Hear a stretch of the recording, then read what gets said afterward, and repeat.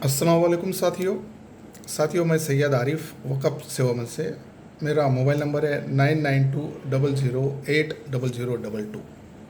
Sunday है, वक़फ़ के बारे में बात करते हैं दोस्तों। उसके पहले मैं आप लोगों के साथ में एक अच्छी चीज़ शेयर करना चाहता हूँ। नीयत कितनी भी अच्छी हो, दुनिया तुमको तुम्हारे दिखावे से जानती है।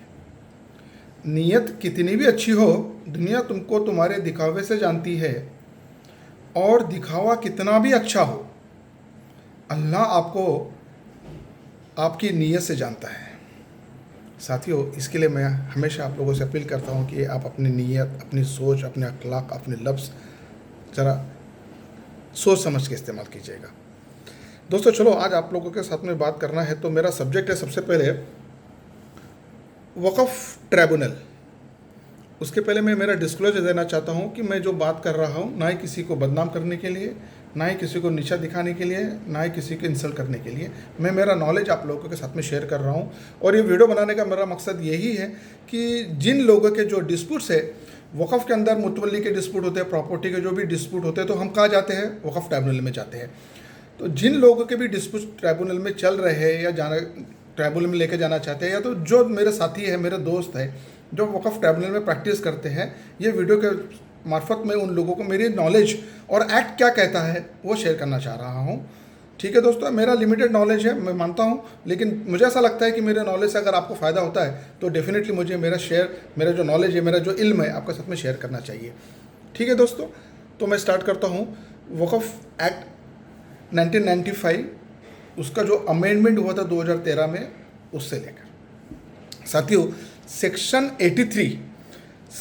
83 क्या कहता है? Constitution of tribunals. ठीक है दोस्तों, सेक्शन 83 ये कहता है कॉन्स्टिट्यूशन ऑफ ट्रिब्यूनल। उसका 83 का सब सेक्शन 4, सेक्शन 83 का सब सेक्शन 4 क्या कहता है? Every tribunal shall consist of, every tribunal shall consist of, होना मांगता है शाल। ठीक है दोस्तों, तो उसमें कौन कौन होना चाहिए? एक, पहला, one person who shall be a member of a state judicial service holding a rank not below that of a district और सेशन और सिविल जज।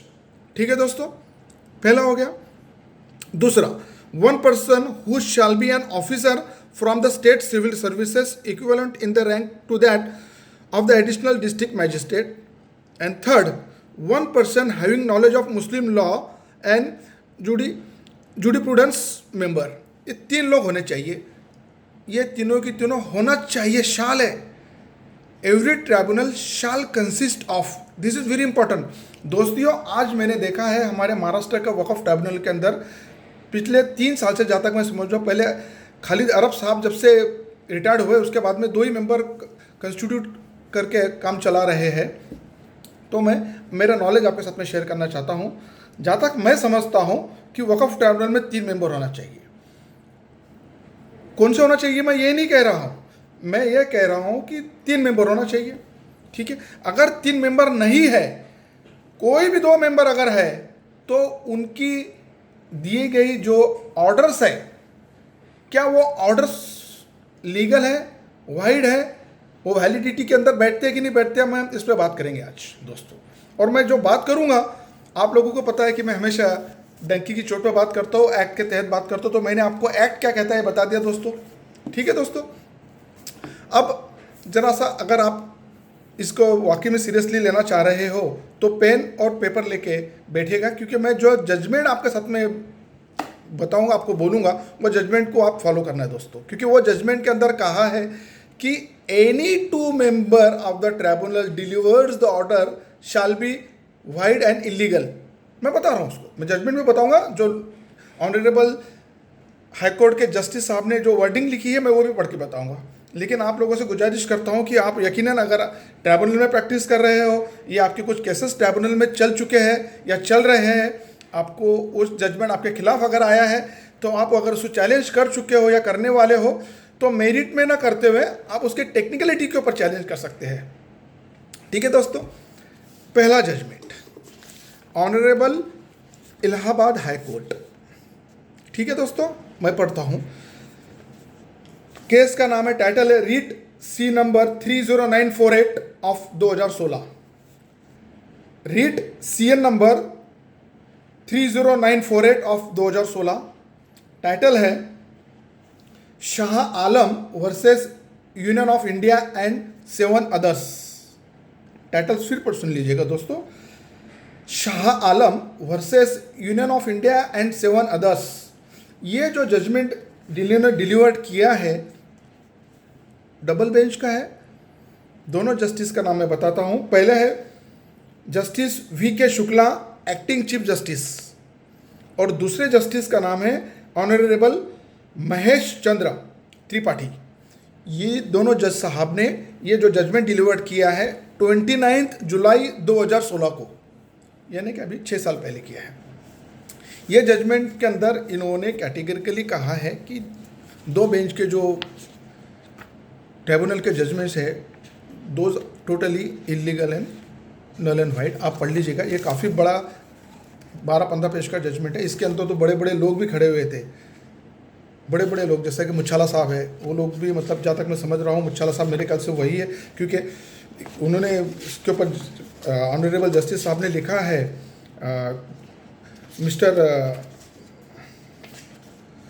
Mister Muchhala learned senior counsel appearing. तो डेफिनेटली मुझे लगता है इतने बड़े आपके थे, तो ये इसको आप रेफ़र कीजिएगा। ये 2016 का जजमेंट है। इसके बाद में 2017 का जो जजमेंट आया है दोस्तों, वो मैं पढ़ रहा हूँ। 2017 को आया है जजमेंट, फिर इलाहाबाद हाईकोर्ट का जजमेंट है। ठीक है, जजमेंट का टाइटल है Mohammad Salem Krodhi versus UP Sunni central board of Waqf. Title फिर सुनिएगा, टाइटल है Mohammad Salem Krodhi versus UP Sunni central board of Waqf. इसका केस नंबर है civil revision number 142 of 2017, number civil revision number 142 of 2017। इनका जो डिसाइड करने वाले जस्टिस थे उनका नाम है ऑनरेबल जस्टिस मनोज मिश्रा। ठीक है, क्लियर दोस्तों। इलाहाबाद हाईकोर्ट का जजमेंट है। यह जजमेंट के अंदर इन्होंने जो कहा है, यह जजमेंट डिलीवर्ड हुआ है, आपको डेट बता दोस्तों, आपको दोस्तों मैं इसके जजमेंट की डेट अगर आपको देखना रहेगा तो मैंने आपको बताया था, इसकी डेट थी 31 मई 2017, 31 मई 2017। यानी कि पहला जो जजमेंट मैंने जो 2 जज लोगों का जजमेंट था वो बताया था मैंने आपको, 16 का था, ये 17 का जजमेंट है। इसके अंदर जज साहब ने क्या कहा है, लास्ट पैराग्राफ पढ़ रहा हूँ मैं। ठीक है, as this is no dispute, sorry मैं फिर से पढ़ रहा हूँ। As there is no dispute that the order has been pass under the signature of only 2 members, only 2, ये वो नहीं कहा उन्होंने, ओनली 2 मेंबर्स। फिर पढ़ रहा हूँ, as there is no dispute that the order has been passed under the signature of only 2 members out of the 3 members comprising the Waqf Tribunal, the order is void in the light of law laid down by the apex court in United Commercial Bank's case and is accordingly set aside। तो 2 member ने जो order pass किया है वो totally wide है और वो order को उन्होंने सेट असाइड कर दिया है। आप पढ़ लीजिएगा लास्ट का para. The revision is allowed, the Waqf tribunal shall accord fresh consideration to matter in accordance with the law. फिर पढ़ता हूँ, the Waqf tribunal shall accord fresh consideration to the matter in the accordance with the law. माने कि क्या, अगर 2 member, जो मैं समझ रहा हूँ, 2 मेंबर अगर आपके मैटर को हर्ड करते हैं और उसके बाद में अगर जजमेंट देते हैं तो वो judgment totally null and void है। ऑनरेबल जस्टिस साहब ने 2017 के जजमेंट में कहा है। लेकिन अगर इसको तीसरा मेंबर आने के बाद में अगर फिर से अगर जजमेंट करना है तो उसको फिर से कंसीडर करना पड़ेगा। It has to be considered, it has to be heard repeatedly. Then ऐसा नहीं कह सकते कि चलो 2 ने सुन लिया, तीसरा आगे साइन कर दिया तो हो जाएगा। मेरे हिसाब से तो नहीं होना चाहिए। तो जो मैटर्स आज ऑनरेबल महाराष्ट्र वक़फ़ ट्रिब्यूनल में चल रहे हैं वहाँ पर इस बात की बहुत ज़रूरी है देखना सुनना दोस्तों। मेरे जितने भी लर्नेड फ्रेंड्स हैं जो प्रैक्टिस कर रहे हैं ट्रिब्यूनल में, वो इस बात को ज़रा समझे। और अगर सपोज के ये जजमेंट की कॉपी चाहिए रहेंगी और आपको कहीं मिल नहीं रहा है, आप मुझे फ़ोन कीजिएगा, मैं PDF आपको भिजवा दूंगा at any point of time दोस्तों। ठीक है, ये सेकंड जजमेंट। तीसरा जजमेंट सेम, ये भी जजमेंट इलाहाबाद हाई कोर्ट का है। ये तीसरा जजमेंट है दोस्तों। इसका टाइटल है Waqf Ahata Riyaz Ahmad versus UP Waqf tribunal act and 3 others. Case number है सिविल रिवीजन नंबर 135 ऑफ 2019 का लेटेस्ट, ठीक है। इसमें रिविजनिस्ट का नाम है वक़फ़ अहाता रियाज आसमा, अपोजिट पार्टी का नाम है UP Waqf tribunal act and 3 others. जो जजमेंट जिन्होंने पास किया, डिलीवर्ड किया है, उनका नाम है ऑनरेबल जस्टिस अंजनी कुमार मिश्रा। इस जजमेंट का तारीख है 17 फरवरी 2020, 2 साल पहले, अभी 2020 का है, 17 फरवरी 2020 का जजमेंट है ये जजमेंट के अंदर क्या है मैं पढ़ के दिखाता हूँ दोस्तों। सेकंड पेज के ऊपर है, accordingly and in view of the above the revision is allowed and the order dated 17 February 2017 is here bye set aside. यानी कि ऑनरेबल ट्राइब्यूनल ने जो ऑर्डर पास किया था which has been challenge in the honourable high court has been set aside by the honourable Allahabad high court. Okay, आगे क्या कर रहे हो, सेट असाइड हो गया, आगे क्या कर रहे हो, the matter is remanded back to the Waqf tribunal to pass a fresh order after hearing the parties. ठीक है, जैसा मैंने इसके पहले कहा था आपको कि 2 मेंबर ने अगर सुन लिया तो नहीं चलेगा, 3 मेंबर ने सुनना चाहिए। इसलिए फिर यहाँ पे क्या कहा जा रहा है, the matter is remanded back to the Waqf tribunal to pass a fresh order after hearing the parties. Needless to say the order must necessarily be pass by a validly constituted Waqf tribunal consisting of 3 members. Okay दोस्तों, तो ये मैं नहीं कह रहा हूं, act के अंदर दिया गया है और एक्ट को फॉलो करना ये हमारा आपका फर्ज है। और अगर वक़फ़ ट्रिब्यूनल के अंदर 2 मेंबर अगर काम कर रहे हैं तो वो उनकी मजबूरी है, हम उनके बारे में कुछ नहीं कहेंगे, जैसा मैंने पहले डिस्क्लोजर आपको दे दिया। लेकिन आपको क्या करना है मैं आपको बता रहा था दोस्तों, ये मैं मेरा नॉलेज आपके साथ में शेयर कर रहा था।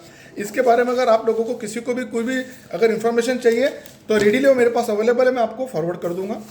इसके बाद क्या हुआ ये भी सुनेगा दोस्तों। मैंने आपको 16 का जजमेंट बताया, 17 का बताया, 20 का बता दिया। अभी रिसेंटली इसी महीने में ऑनरेबल सुप्रीम कोर्ट के अंदर क्या हुआ बताता हूँ। ये पेपर कटिंग है, वायर की न्यूज़ है, लेकिन इंपॉर्टेंट न्यूज़ है, इसके लिए मैं शेयर करना चाह रहा हूँ दोस्तों। इसके अंदर जो लिखा गया है, the supreme court on Friday that is on 6th of August asked the center whether it wants to continue running tribunals or shut them down completely। Honourable supreme court government से कह रहा है, क्या कह रहा है फिर पढ़ता हूँ। The supreme court on Friday that is on 6th of August asked the center whether it wants to continue running tribunals or shut them down completely।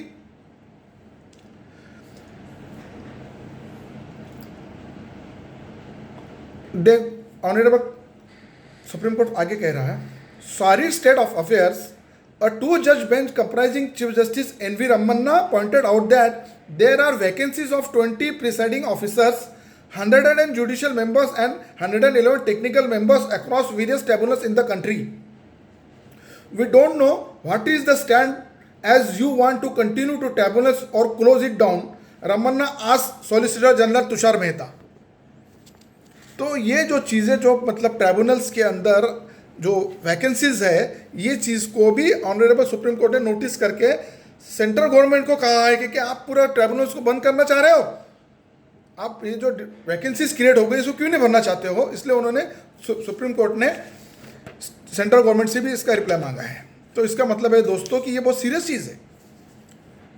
ये चीज़ को मद्देनज़र रखते हुए जिन लोगों की केसेस ट्राइब्यूनल में चल रही है, मैं उन लोगों से कहता हूं कि इस बात को आप ध्यान रखिएगा। अपने केसेस चलाना नहीं चलाना ये तो आपका अपना ओपिनियन रहेगा, लेकिन जिसके खिलाफ जा रहा है उसने तो ये चीज़ लेके चलना चाहिए, जहाँ तक मैं समझता हूँ।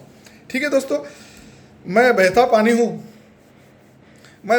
हूँ, तुम मेरा बदल सकते हो रास्ता।